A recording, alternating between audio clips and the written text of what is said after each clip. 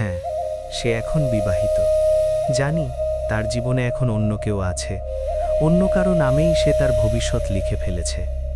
একটা সময় ছিল যখন সেই জায়গাটায় নিজেকে কল্পনা করতাম, ভাবতাম তার সব কিছুর মাঝে আমিই থাকব।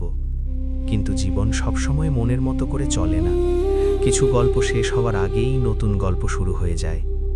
আজ সে অন্য কারো সাথে তার প্রতিদিন, তার স্বপ্ন, তার ভবিষ্যৎ গড়ে তুলছে। আর আমি দূর থেকে শুধু ভাবি, একসময় আমিও তার জীবনের একটা অংশ ছিলাম, কখনো খুব কাছে, কখনো খুব আপন।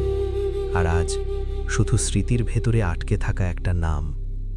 কোনো অভিযোগ নেই, কারণ সে তার মতো করে জীবন বেছে নিয়েছে। তবুও সত্যিটা বদলায় না।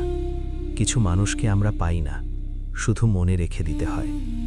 হ্যাঁ, সে এখন বিবাহিত, আর আমি তার স্মৃতির সাথে চুপচাপ